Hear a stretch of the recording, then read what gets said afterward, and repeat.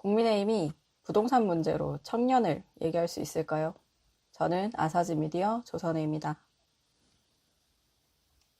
장동혁 국민의힘 대표, 주택 문제로 시끄럽습니다. 6채를 가지고 있다. 8억이다, 11억이다. 말이 많은데 장동혁 대표가 청년을 얘기를 해서요. 과연 그런 말할 자격이 있는지 좀 살펴보겠습니다. 지난 24일 문금주 더불어민주당 원내대변인이 서면 브리핑에서 국민의힘은 더 이상 보수 정당이 아니다. 부동산 투기꾼들의 이익 집단, 내로남불의 본진일 뿐. 이라면서 장동혁 대표와 부인 등 일가의 부동산 재산 현황을 보면 답은 명확하다. 서울 구로 영등포에서 경기도, 경남, 대전, 충남, 보령까지 전국을 색칠하듯 부동산을 쓸어 담았다고 했습니다. 아파트만 4채에 오피스텔과 단독주택까지 챙기고 지역구가 아닌 대전에도 아파트를 임대했다. 충남, 보령, 서산, 진주에는 논밭 임야까지 촘촘히 보유하고 있다. 토지 재산만 10억 원을 훌쩍 넘으며 특히 서산 땅값 급등은 이미 잘 알려진 사실. 그들의 정치는 서민을 위한 정치가 아니라 자기 땅값 올리기를 위한 탐욕의 정치였다. 민주당은 부동산으로 돈 버는 정치, 특권으로 부를 축적하는 시대를 반드시 끝내겠다. 고했습니다. 10월 15일 부동산 대책 발표한 다음에 장동혁 대표가 세게 얘기했습니다. 청년 서민 죽이기 대책, 주택 완박, 완전 박탈. 다음은 세제를 개편하고 보유세를 대폭 올려 내 집 마련의 꿈을 포기할 때까지 국민을 옥죄는 것이다. 집값 폭등과 주거, 불안정에 피눈물 흘리는 것은 결국 청년과 서민. 이러고 맹비판한 데 대해서 민주당이 넌 집 많지 않냐? 라고 이제 응수를 한 거죠.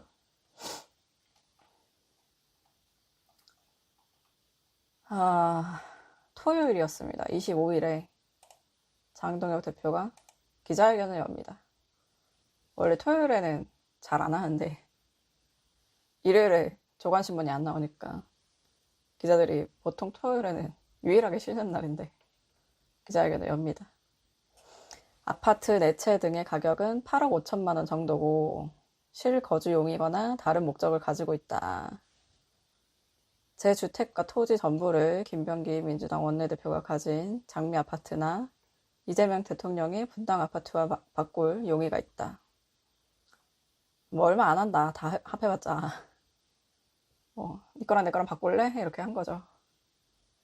그랬더니 또 민주당에서는 장동혁 대표 그 집값이 8억 맞냐? 실거래가 맞냐? 여야 국회의원 부동산 전수조사 하자. 라고 했습니다. 대충 실거래가로 따지면 장동혁 대표가 가지고 있는 집들의 이제 가격이 8억대가 아니라 11억대. 이런 분석 보도도 나오더라고요.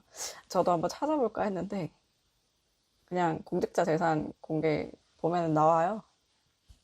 이거 찾는 게 뭐 의미가 있나라는 생각이 갑자기 들더라고요.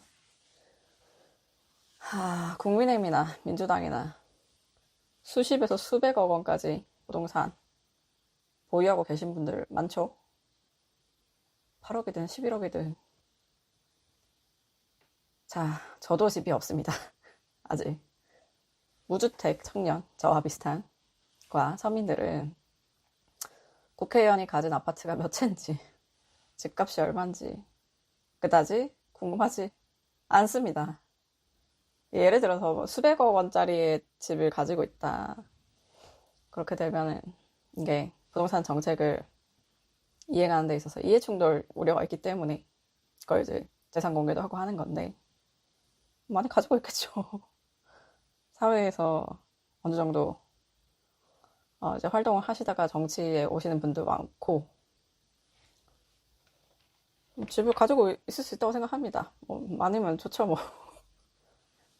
근데 실제로 나한테 중요한 거. 주택이 없는 저에게 중요한 것은 이제 집값이 떨어지냐, 서울 집값이. 내가 작은 집이라도 좀 살 수 있냐. 그게 중요한 거지.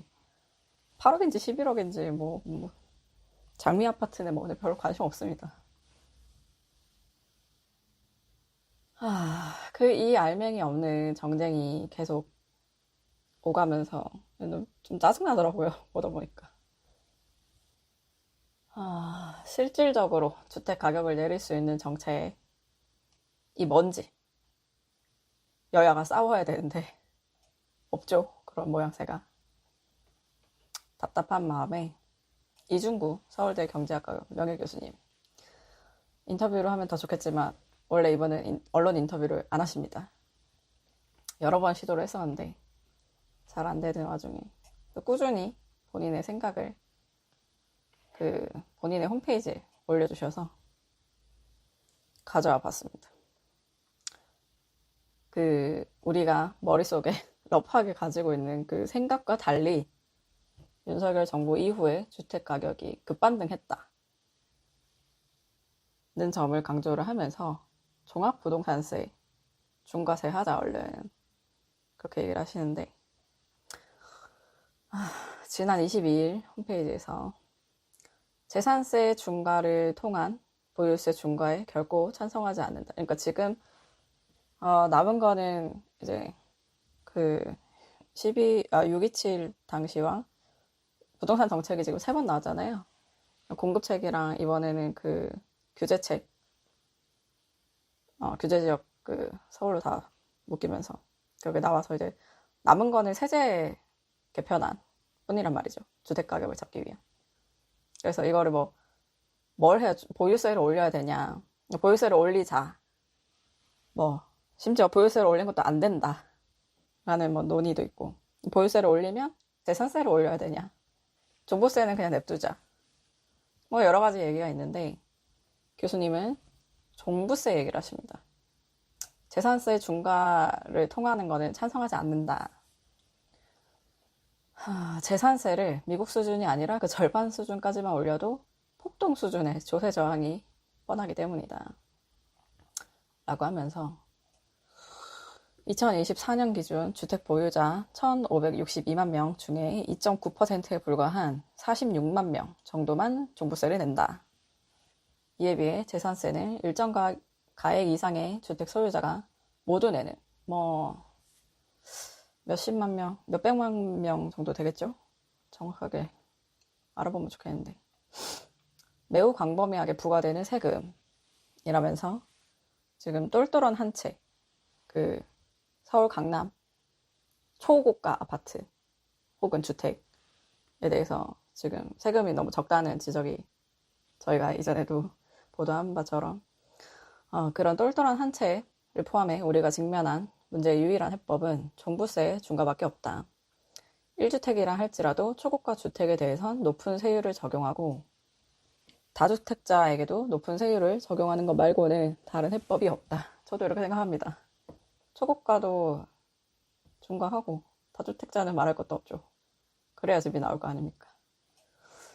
그러면서 교수님은 우리 사회에는 국민의힘 비판을 하십니다. 3, 4년 전 일어난 일조차 제대로 기억하지 못할 정도로 기억력이 꽝인 사람들이 유독 많다. 국민의힘 사람들이 대표적인 예인데 문재인 정부 말기 주택 가격이 상당 정도 안정된 바 있는데 그걸 제대로 기억하지 못한다. 그렇게 간신히 안정 기조로 안착시켰던 것이 윤석열 정부 들어서자마자 다시 상승 기조로 강하게 반등한 것도 기억하지 못한다. 고 했습니다. 그러면서 국민의힘은 기회 있을 때마다 주택 보유자의 환심을 사기에 급급해 하지 않았나. 다음 선거에서도 보나마나 자기네들이 집권하면 종부세를 무력화하겠다는 공약을 내걸어 표를 끌어오는데 혈안이 될 것이 분명하다. 종부세를 강화한다 해도 다주택자들은 소나기를 피하자는 생각으로 국민의힘이 집권하기만 기다리면서 버티기로 일관하는 바람에 별 효과를 내지 못하는 것.